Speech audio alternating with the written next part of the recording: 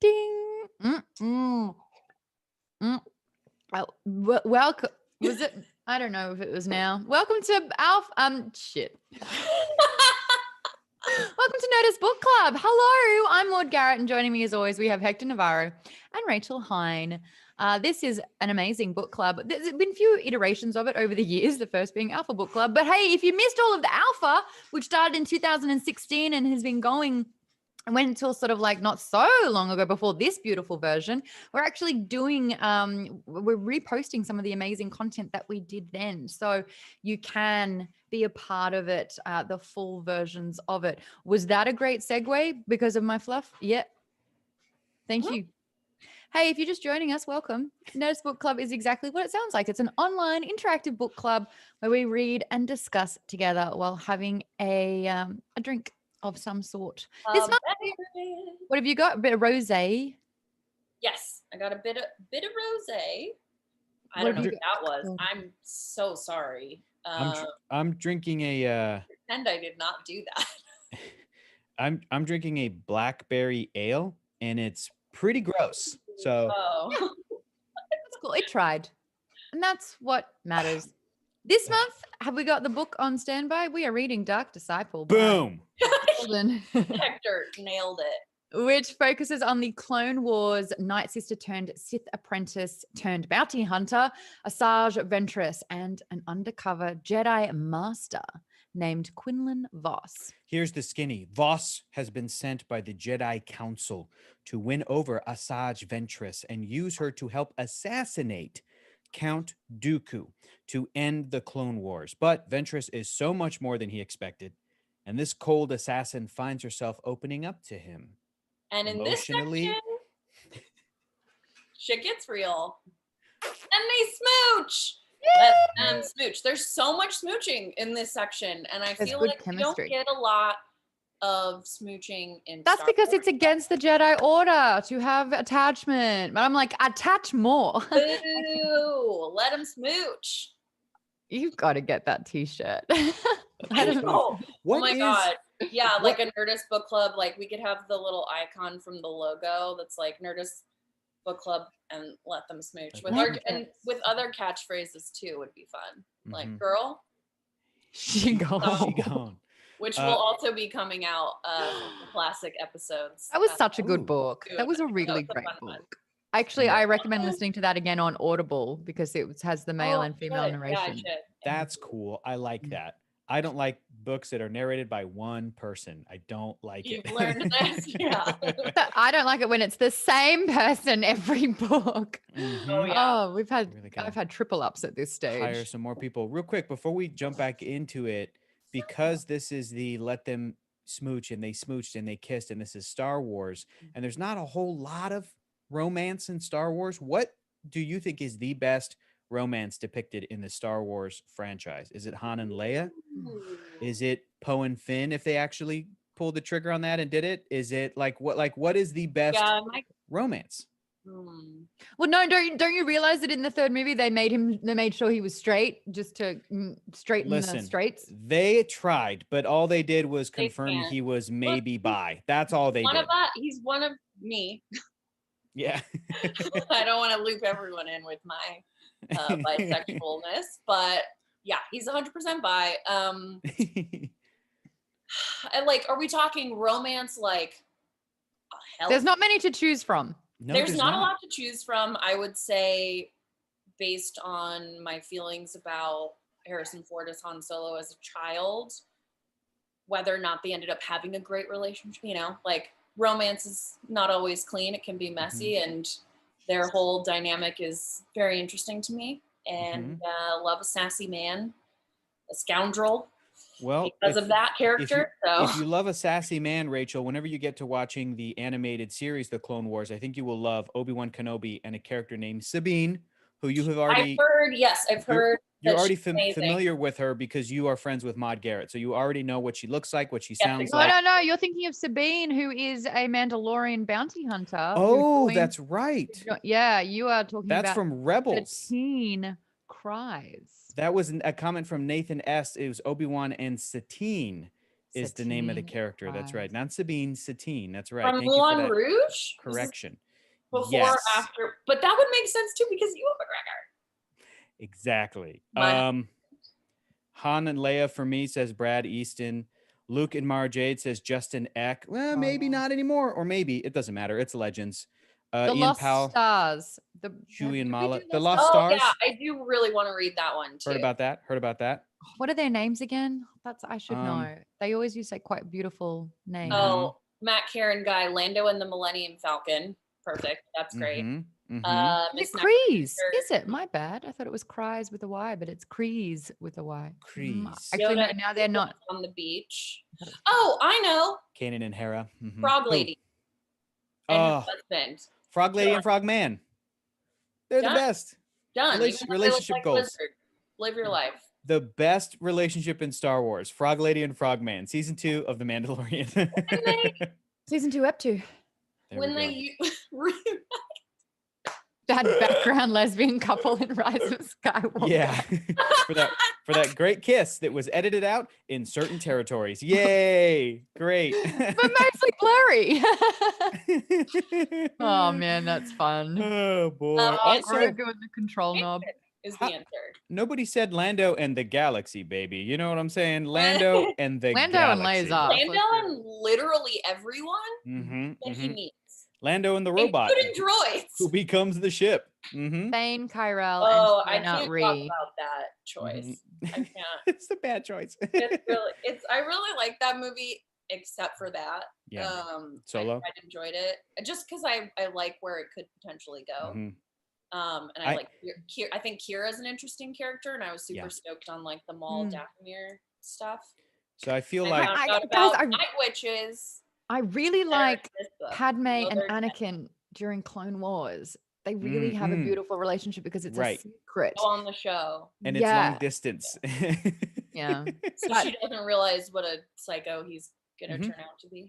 Well, maybe that's why, because he was able to, I'm getting real, but he was able to put forward a successful, facade because they weren't living in each other's pockets, and it's easier to be a better version of yourself when you're not. She was like, I got to go to work. He's like, I got to go to work. I love you, babe. Mwah. Like it was the work relationship. It was lovely. Yeah. Stephen Summers, I truly, deeply love you.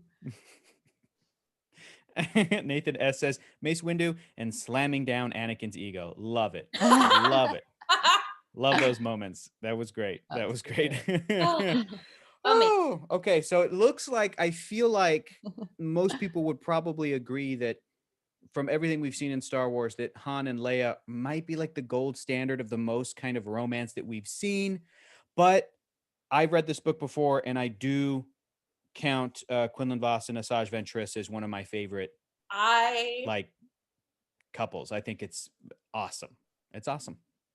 I was taking notes for the episode as I was reading it, and it was right before they do smooch, and I was like, ooh, I think we're actually getting here. And I wrote, and then they smooch before I got there, and I was like, I mean, I swiped because it was like, with your old timey typewriter. Yeah. Yeah, but I was like, and they keep smooching. It's not like one little chaste smooch. They don't go like full, what's going on there specifically, but there's a lot of smooching and holding and talking about feelings. I'm really digging it. I think they might rise to, and I love a, potentially tragic romance, which feels like that's where we're headed. So, and the yin and yang, the fact that they're opposites but attract. But they also have very similar backgrounds as well. I think they don't like Jedi. Well, but I think like Yoda in this section has a really great line about how both of them have been alone their entire lives in very different circumstances, obviously. And they even acknowledge that when they're like, oh, well, is it better to have no story or a sad story? I think sad story, but that's my vote. But I don't believe in no story. I don't believe or not being aware of your story, I think is for Voss, for me, he's sort of like followed a path and gone through life and hasn't really thought about it until he meets Ventress. Yeah. It's not, but they both rely only on themselves. Like in the beginning of the book, Voss says or thinks to himself that it's easier not to trust people. He's in this weird line of work. They're all in this seedy underbelly. And then Ventress, as we learn more in this section, is basically a victim of neglect and abuse throughout her whole life, and has learned that she thinks she will always be alone. She can't trust anyone. Yep. So by them both finally working together as a team for the first time with anyone, there's this like crazy bond there. It's almost like a trauma bond because they have been existing, even though they're so different. I do think that they're similar in the way that they cope and how they're living their lives. And so that, I think, brings them together as well. Does that make sense? Yeah. Yeah. Yeah. British Mumsy in the chat says tragic romance is a genre that is always interesting. And also Madeline K in the chat, I believe Madeline is talking about wanting to see Satine in the Obi-Wan Kenobi show for Disney Plus that just got, it's going to be put into production. Maude, would you like to take this opportunity to announce a very exciting casting thing would you like to go ahead and announce that right now that you are, okay, great. Go ahead. I take the floor. officially still waiting for my phone call. Will it into existence. That would be amazing. That would be fantastic. Yeah, I would also hope for that. And Adam Scherer says something in the chat that I want to mention real quick. This is such a great book. I only wish we could have seen the episodes play out in Clone Wars.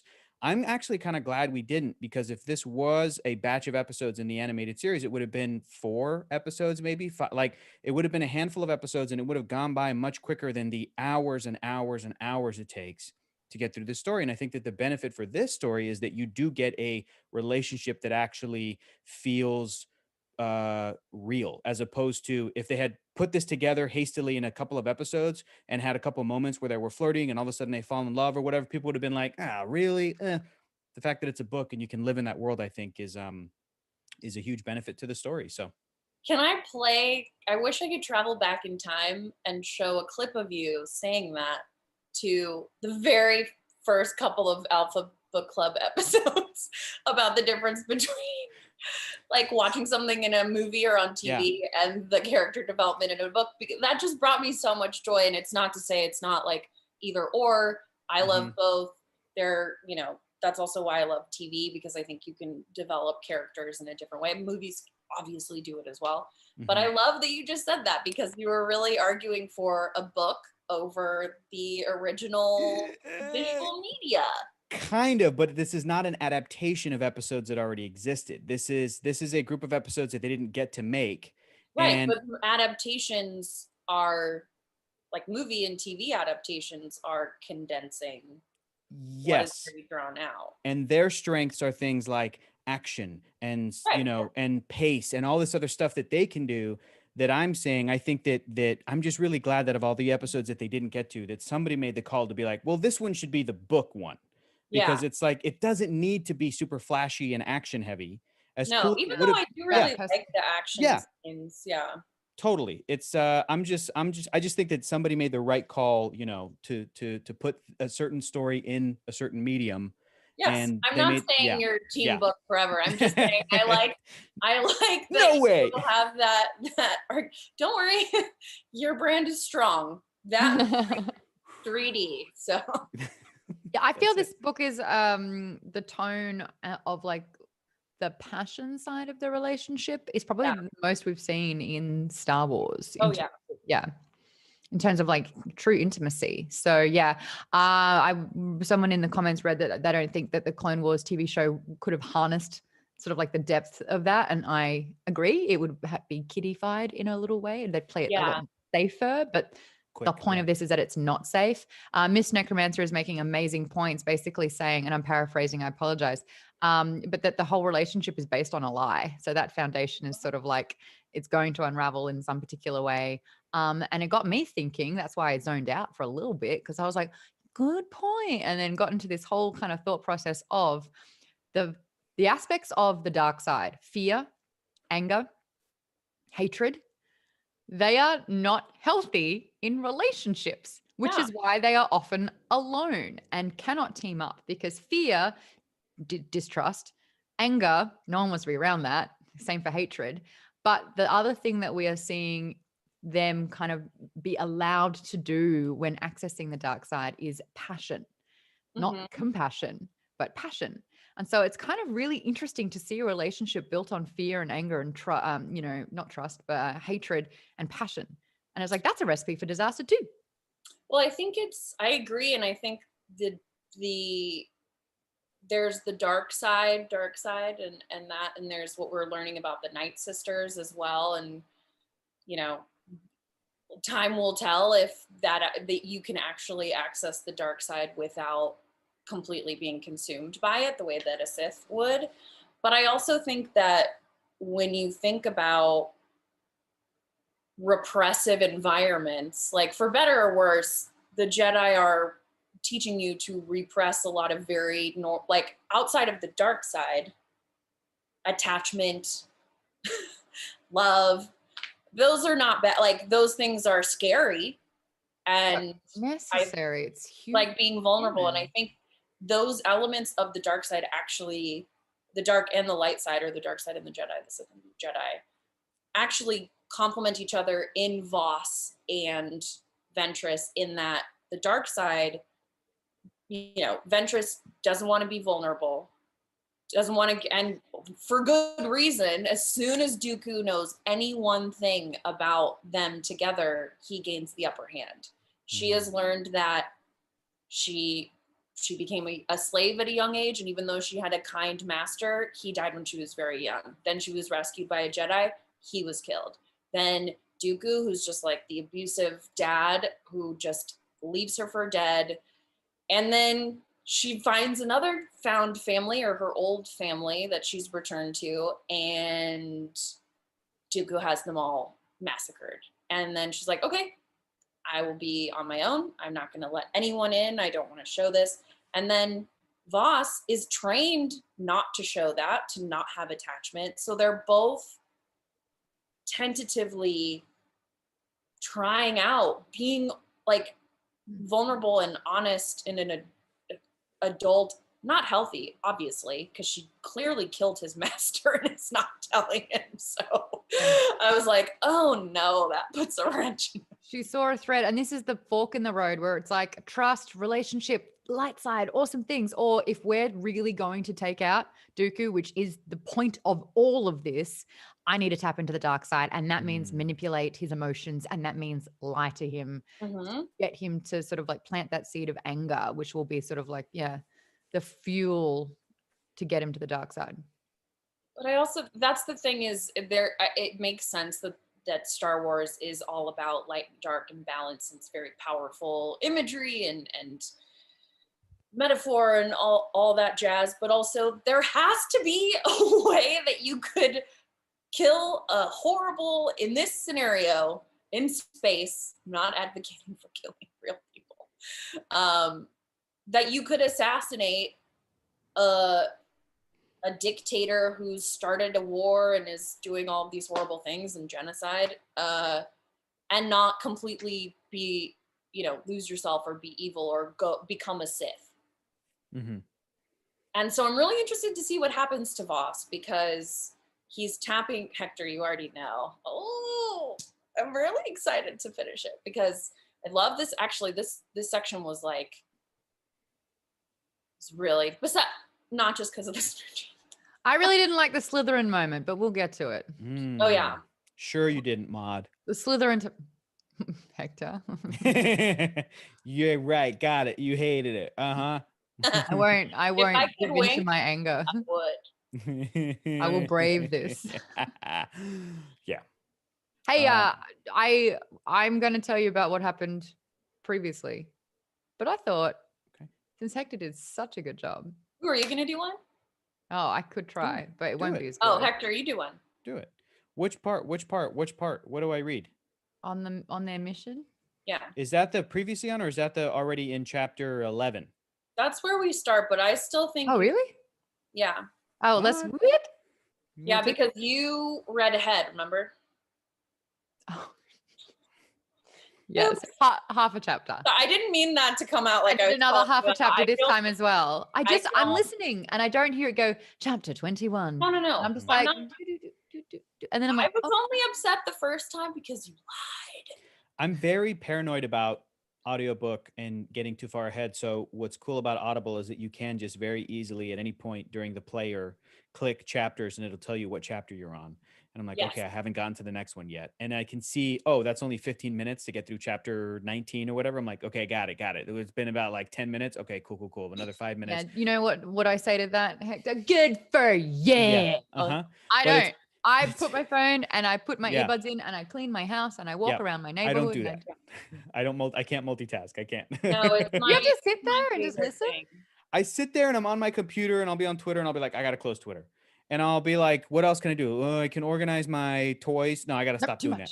that. I can look at my little books on my shelf. I gotta stop doing that. Like, yeah, not too much. Feed my fish. Not too much. I usually do you have fish, or was that like a Simpsons quote? That was a Maude. You don't know, you quoted it at me and you don't know what it's from? I didn't quite hear you. Feed my fish. Yeah. Did you not mean to say, feed my fish, Johnson? Not too much. You didn't mean to quote that pop culture thing at me right now from 1997's Austin Powers, International Man of Mystery? You did not Wait, intend when to is do that? from? Oh, boy. All right. It's when Will Ferrell is Nope. no. It's when the general has to like go to Washington D.C. He has to go to like I Yes, gotta go to yes, London, England, Johnson, England, and then there's like a cut. There's like all these like Brady Bunch panels of like different things yeah. happening. He's like, prepare my jet and pack my bag, and Johnson, feed my fish, and then it goes like this, and it's like not too much, and then a little thing. Oh yeah, comes and then in. he scoops it out. Yeah. Yeah. Ah. You're funny, Maude. You know all the references. That's Thank great. you. Yeah, I'm glad you picked up on that because that would have been really awkward if you Mhm. didn't. Cool. I got it. I wanted, before we dive in, I also want to say Miss Necromancer, always with the great analysis. I also feel that this was doomed to fail in the first place when Ventress convinced him that he needed the dark side to kill Dooku and thus do animal abuse to achieve it, which we have to get into because it was very upsetting when it's not true. And I think there's Voss going in to lie to manipulate her, and the only reason that doesn't work is she's too smart for him. She's like, dude, of course you have the Force, you dingus. But she's also obviously lying to him from the get-go, and consciously or not wants him on the dark side with her, I think, because she likes him so much and she wants to keep him, even if she doesn't believe that that's possible. I mean, again, her headspace is power. And that's how people that are Sith and go into the dark side, it's just to untap more power. The cost of that power is fine by them, but the cost for people that don't want to, and you can see Voss struggling with it and then kind of like leaning into it. I feel like she is very one-track mind about power and revenge and very negative dark side things, but I also feel like she didn't have a chance to learn, or like I just think she's very sensitive when it involves kids. There's clearly parts of her, more so I would say than like Anakin, as he's been portrayed in the movies at least, that he hates kids. He's totally he really ambivalent does towards not kids. That's like because the acting and the direction were bad. Sure, but what I'm saying is that He could have been convincing. she has at least as much reason to have gone down this path, and she should be, by all accounts, as evil as Dooku, but I don't think that she is. I think that she tries to find other meaning again and again, and it's ripped away from her, and it feels like a very like a trauma response. And I'm not making excuses for her, because stop killing snakes and ancient beings and people. But I'm making excuses for her because I love her and I want the best for her. I don't care what she's done in her past. She is a good person. I don't think she's a good person, but I feel bad for her because I feel like her entire life has set her up to fail at learning how to have all of these things that Voss just... It's identity. She finds identity with the Sith side because she had so much taken away from her. So that's a part of her identity. And that's where she feels safe. anger, rejection, or like, to reject others, to not let anyone Right. close to. That's such a normal response to abuse, not like being a Sith, but like shutting down as soon as she feels vulnerable with Voss, like almost every time this like wall goes up. I have a wall. Oh my God. I am. You can actually tell when I go, no, boom. Yeah, it's No. Yeah, I have a bad poker face. Here in the chat, Clever Girl says, I want to see her redeemed. And I think I'm just going to quote Dave Filoni when he was asked about something. I'm just going to go, interesting. Okay. Cool. I wouldn't have done that. I wouldn't have done that when I did Bloodlines. I didn't interesting anything. Interesting. That's why I lied, Rachel. I lied so that I wouldn't. But you don't have to do what he just did to tell the truth. You could just say I read ahead and then, remember when I read ahead? Do you know how hard I worked to control my face? I didn't say a word about that like Hector just did, and I didn't lie. Interesting. But you can't say anything.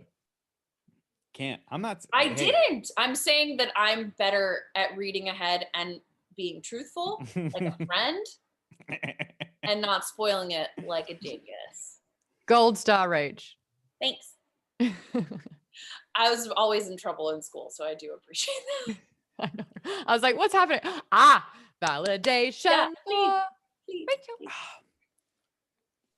Your blueberry beer. It's really bad. Yeah, this blueberry, blackberry Just ale. in there like, It's terrible. It's bad. Some Wonka contraption. It's awful.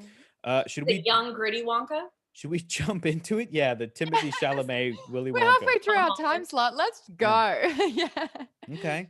I feel like we've said the crux of it. What is your guys' favorite color lightsaber? Go. Mine. Oh, okay. So I thought it was purple and blue, but then someone said orange. Like I think it was Kit Fisto's, or maybe it was Plo Koon's. It's Plo Koon's. But Fit what?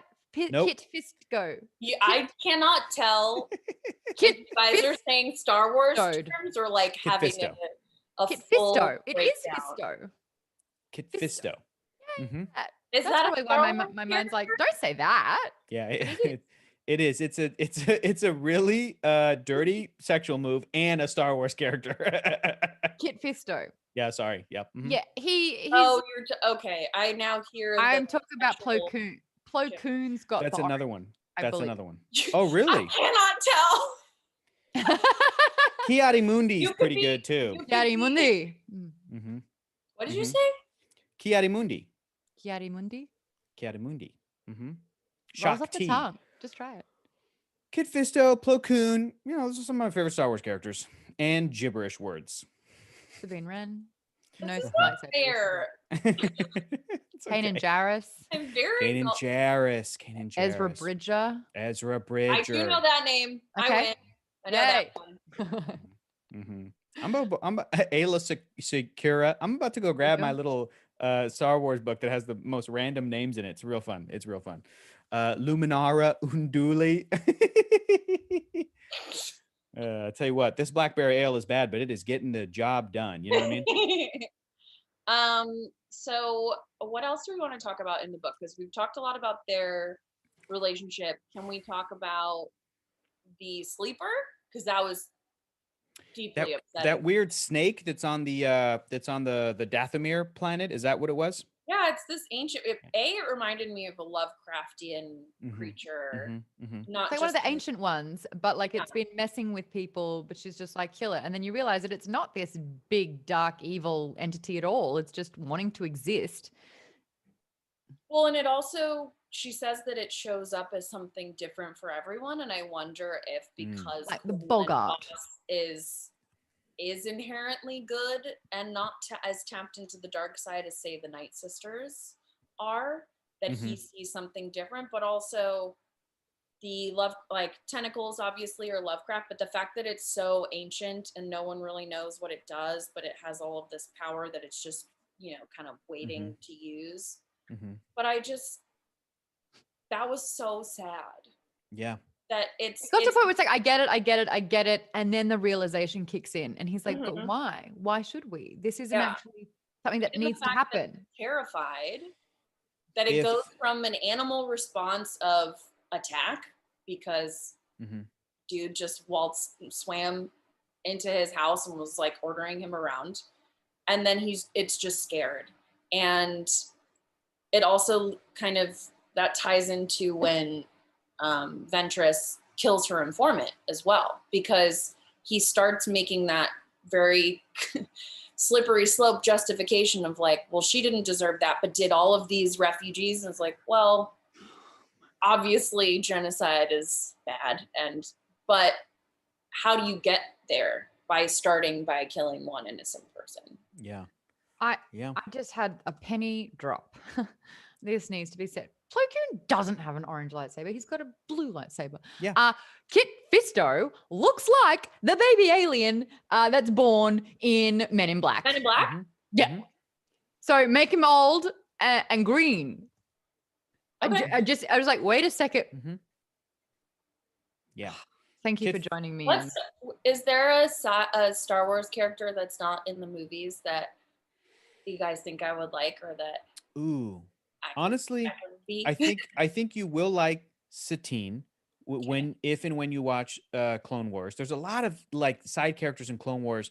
Oh my God, what's the name of that one clone trooper? 99.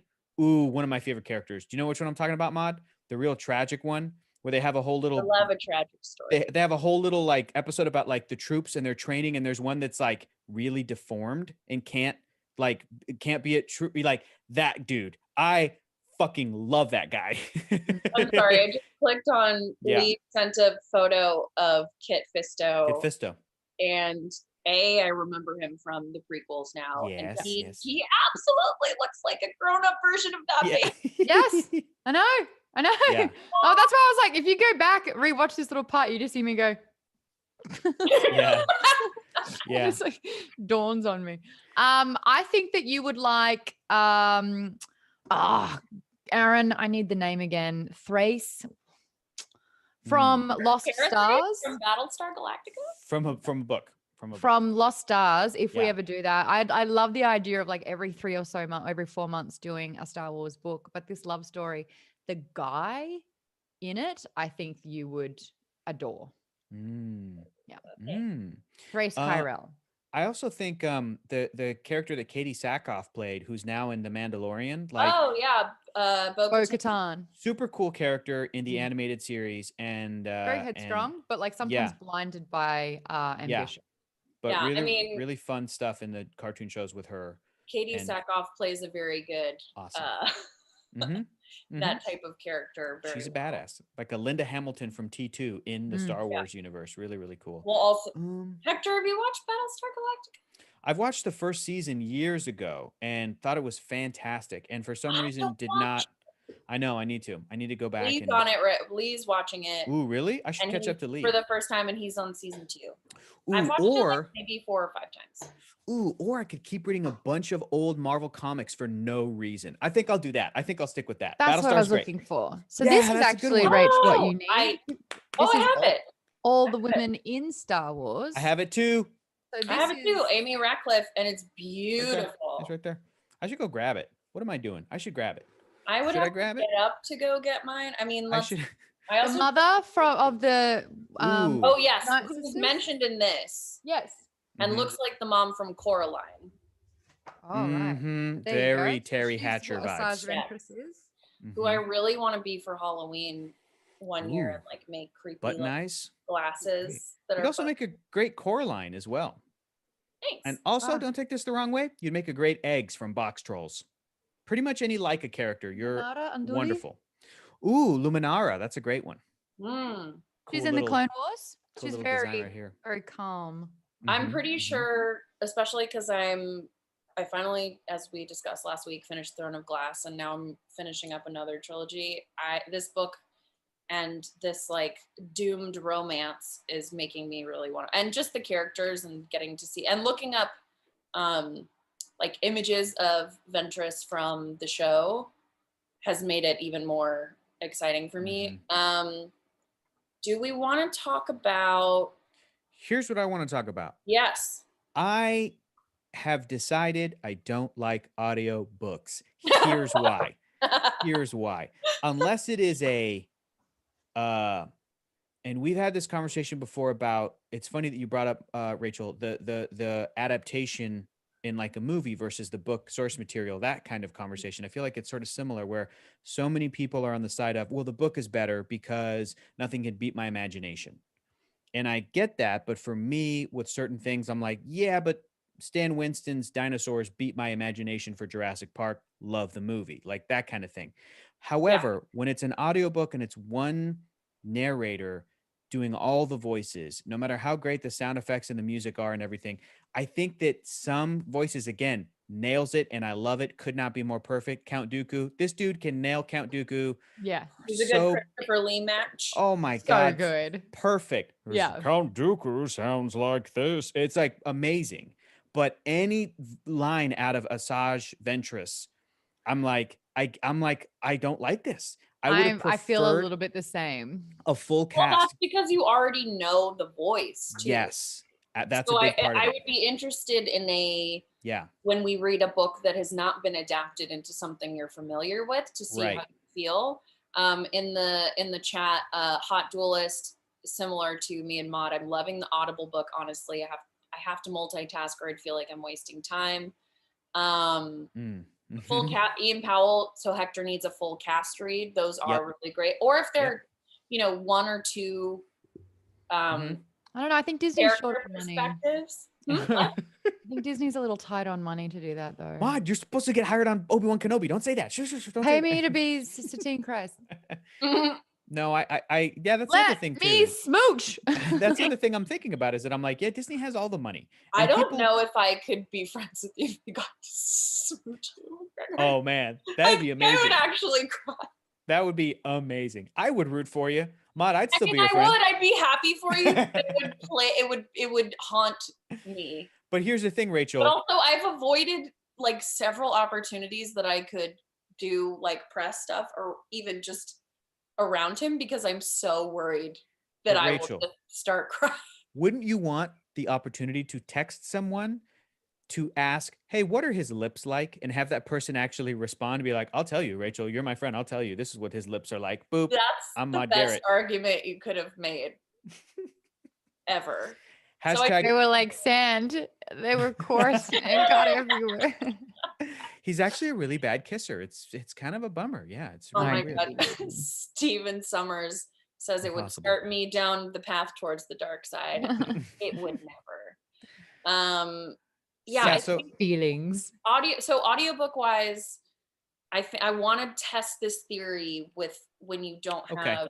Okay. Because I also think if there isn't an adaptation that you've seen, Hector, obviously your brain is still working to think of what that adaptation is, because that's what you picture, and that's great and a great skill and talent to have. But it does take you out of at least being like, oh, but this is this person. Right. The casting of an adaptation of a book is the opposite, where you're like, oh, well, that's not what I imagined. Yeah. And for me, my brain is like, bleep blurb. It might just be as simple as like, I just would like, even if it's like you guys are saying, not a full cast read, but like a handful of people, and they are different backgrounds and different genders and different, vocal styles. Because again, the narrator dude just crushes it on Count Dooku, does a fantastic Yoda, really good Obi-Wan Kenobi, Ewan McGregor impression. I'm fine with a bunch of them, but I'm like, but could we get an actress to do Asajj Ventress? I love the gravelly lawnmower though. Everything I say has to be like this, and it's I'm Asajj Ventress. But like your lines in this story are like pretty sweet. So I need some. Yeah, I don't know. And tone Voss it is down. like, wow, she's really beautiful with delicate fingers, and like Voss's voice is great. It's very sort of I like it when you touch my fingers. I know it sounds like she's going to hit. Hiss and spit acid on him. Yeah. And it takes you out of it a little bit. Like there's no softness there. I know. I don't know why I decided not to listen to this one. I think I got the ebook from the library, but I've been doing audiobooks, just exclusively audiobooks for like 2 years now. Thanks, Maude. And I love it because I also love to multitask, and it does have to be something that I am not like actively thinking about. Like I can't listen to an audiobook and like, although I do it with my Switch anyway. But I feel I'm really glad I didn't listen to the audiobook because I do feel like that would take me out of it a little bit. I do like all the sound effects though. The Star Wars sound effects are really fun. It's great. Music, great. Love it. Yeah. Hey, so the book- Necromancer says she's a soprano, Patty and Selma. I got the giggles over that. It's so good. Should we get stuck into it with 20 minutes to go, or should we just do I feel like talk we're and still, talk I and kind talk? of like this. Yeah, I know you just put in so much work, but I mean, if that's I mean, I definitely did. I spent a Yeah. really long time writing it, but yeah. But it means you let's just have understand the discussion. material. Yeah. I mean, so do you. But yes. I just wanted to talk about Ventress because I just feel bad for her. And I love a good lady villain / anti-hero. I would like to see her. I'm not even going to look at Hector. Don't say anything. I would love to see her redeemed in some way, even though I feel like she probably has to, at some point she probably has to die, and they definitely don't kill Dooku because I know how Dooku dies, but I'm interested to see how we get there. And I would like to point out that we don't know when this story will end. But we know how Dooku dies. But what I'm saying, this story may end beyond the events of Revenge of the Sith. Do you know what I'm saying? This is kind of in the middle, towards the back end of the Clone Wars. So it could it could have an epilogue. It could have a time jump. It could have I'm just saying, don't just think like, oh, I know what happens to these characters, and I know what. Even the Clone Wars itself did a whole final season that's on Disney Plus now, where there's things that are happening concurrently with Revenge of the Sith. Do you know what I'm saying? So when people were like, oh, we were never going to see Ahsoka and Anakin talk again because we know what happens to Anakin because we saw the movie, Clone Wars came in and they're like, yeah, but here's a bunch of scenes that you didn't see from the movie. Right. So don't consider this story like needing so to. it could end with. Just don't think of it needing to wrap up a certain way because of what you know based off the movies. I'm saying I they've been love that. very creative in how they've kind of worked around that and filled in the margins and done this other stuff. So it's exciting. Extremely exciting. Mm-hmm, mm-hmm. That's very appealing to me. Also, in the chat, they're talking about pull up the concept art. I just found it. Yeah, I know. I'm about to click on it in real time so I can react to it. Is this spoiler stuff? I want it. Mm. Ooh, there's so many. This is the concept art. Apparently, it was released at Star Wars Celebration. This is the concept art from there with the ball gown that she wear. I remember when they were describing it, I actually thought it showed more in the middle. It's got like this 2-part sort of dress, and just like, you know, I love that kind of like Voss seeing, you know, hearing. Oh, that whole I actually highlighted that. Maybe we can do a dramatic reading. Rise of Skywalker. I loved that part where he's just like, yeah. It's like, and I also love like he's, you know, such a sap about it. Where he like, what is? I have to find it now. I have to find the quote. Yeah, help us find it. Find it. Let me see. It might be open to that actually. No, cancel. Someone talk about the dress while I do that. It was pretty. I also love, again, how she handles these moments where she just goes, we need to stop off somewhere to get really nice clothes. I mean, you look like, what was it? You look something like a well-loved Wookiee or something. Yeah, yes. Well, yeah. And he's like, he looked down to his like really worn leathers. And he's like, oh, okay. And so he's getting this suit. And then, you know, he's trying it on and like realizing he scrubs up okay. And he's kind of like, your turn. And she's like, I already got it. I know. He's like, let me see. Yeah, show me. No. I love it. And they have this, it's like a very mini like makeover montage too, where it's like, ooh, he's always just worn black or his Jedi robes. And he's like, bring us out your eyes, blah, blah, blah. Okay, so I got it. Did we ever find out about his tattoo? Like a description or where he got it? Why he got the yellow under his... Not in this book. I don't know. To Wikipedia. Okay, I'm gonna read this. Okay. Also, I love when he says, well, if my lady likes it, I'll take it. I was like, I my lady, that's know, cute. I know. Okay, so Voss stepped outside and took a careful look around just to make sure. A few moments later, he heard the clack clack of heels. He turned around. So let's see this. He fell into a stunned silence. Voss thought he had seen Asajj Ventress in all her guises. He'd seen the efficient warrior, the cold rager, the temptress practicing both the wink and the nod and the full-on gambit. And most beautiful and most amazing of all, he'd seen her by starlight, just her, lying in his arms. Like, what a sappy boy, a sensitive boy. But this was something else again. Okay, so let's compare this. I'm sure Lee put the link in the chat for the dress. She wore a two-piece sleeveless bodice of rich ebony-hued fabric, already on board, all black, with hints of subtle swirling pattern of dark purple embroidery. Lacing of the same deep purple cinched it closed. I'm picturing like a corset thing. The top section enclosed, oh, I lost it. Enclosed her breasts and revealed a small patch of her taut stomach. The bottom section flared over her hips. A midnight black skirt, slit in front and back, fell to the floor. She had just finished concealing her lightsaber in a band around one slender but powerful thigh. As she straightened, as she straightened, their eyes met. The outfit was elegant and subtle, and the woman in it was vibrant and strong. The overall effect made Voss like a falcon, poised in that exquisite instant between free fall and flight. And for a moment, he couldn't breathe. He gulped air and said, you look. Emotions flitted across Ventress's face. Annoyance, pleasure, and something he'd never thought to see there, embarrassment. Go ahead, spit it out, she muttered. You look like a goddess of love and war and hope and ecstasy, like a glimmering star that I have somehow been blessed to hold, like the rest of my life. Nice. He wanted to kick himself. Ventress rolled her eyes. No wonder you Jedi are so frustrated, she said. As I said earlier, this unfortunate outfit is necessary for our mission. I mean, he is a lovesick little puppy, and it's so nerdy, and I love it.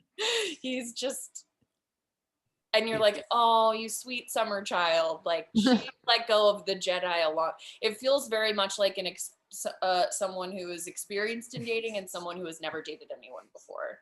And they're just like, I'm in love now. If you wanted the answer to that question earlier, Samantha Eck provided it in the chat. Their tattoos are related to their clan affiliations. And I looked it up, and Quinlan Voss is a Kifar, which is a near-human species from the planets Kifu and Kifex. Although they seemed human in appearance, Kifar were distinguished by their scarlet blood and facial tattoos, which indicated their clan affiliation on their species' homeworlds. Nearly human? How can anyone be nearly human? Their penises are 33% larger than a normal human. That is not where I expected that to go. At all. And at all. That's we went basically from a Harry Potter quote to like teen size. Okay. That's where that's what every near human alien species in fiction, that's what it all boils down to. Superman? Oh, it's weird. It's weird down there. Where does it go? It's weird. It's weird. It's just weird. I can't describe it. It's a weird looking thing. It's weird. So it must hook. Yeah. Miss Necromancer says their dicks have the tattoo as well. Well, duh. Oh, of course. Of Kate. course. I love you so much.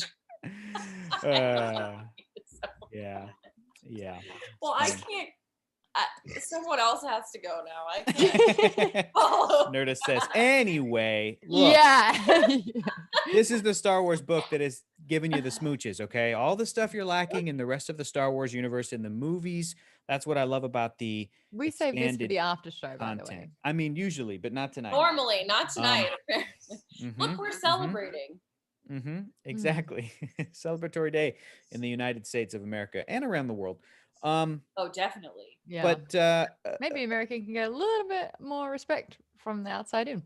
Yeah, hopefully we'll see. Also, they just put out word that there's going to be a comic book coming out. I don't know if you guys heard about this or not, but there's a Star Wars comic book that's coming out that has to do with Rise of Skywalker, where it's some like yeah, Star Wars comics sheds light on Exegol, uh, Oh God. which is interesting. Like, there's going to be some Star Wars comic book that's I coming mean, out. I do want to know Yeah. how all of those I love it. cultists I don't need to. ended up there. I love I it. mean, I would just like an explanation. That the Yes. fact that it needs an explanation is where I have a problem. Oh, Yes. 100%. Yes. That's also how I But feel about Rogue One. I think no, Rogue One's flawless, top to bottom, all the way through. I love the cast. I love a lot of things about it, but Yeah. when you have to say, but if you read Catalyst, no. I never say that. Hey, Catalyst is cool, but that's a cool book. But I think Rogue One mostly stands on its own. But to I Maud's need to point, rewatch it. My boyfriend loves it, and I yeah, feel like I need to give it another shot. it's really great in 3D, and I wish you could come over, but Me maybe in a few too. I months. still have your copy of the Mary Poppins sequel. I gotta get that back. Mary Poppins Returns is great. There's It's like great. a hole in the back waiting for it. somewhere in there. But I've moved twice since then, and every time I'm like, this must be preserved. hold on to it. Thank you. I That's always great. am like, put it in my purse so it doesn't get Aw. packed. I'm like, this, because I hate when I lend things to someone. Johnny, who we used to work with, has 2 of my favorite books, and then he moved to Dallas, so I'm Wow. never getting those back. Wow, you're not. So I hate when that happens to me. So I will keep it forever. All I was gonna say, to Maud's point, I think she's absolutely correct. If these Star Wars movies that we love so much still have these flaws in them, or things where people talk about them and point at them and go, well, wait, that doesn't make any sense. What about this? What about that? Why would there just be a flaw in the Death Star? That doesn't make any sense. I think that the best possible scenario, best case for those things are like somebody else coming along in a creative way and going, let me take that, let me actually use it in a story, and I'll try to, wouldn't it be interesting if it was done on purpose? If this flaw in the Death Star was like a story reason because this guy was trying to rebel from the Empire. I think that that's interesting. And I think that the sequel movies, the prequels, even the original movies are littered with stuff that doesn't make sense. And it's all really fun, mythological, zany kid stuff.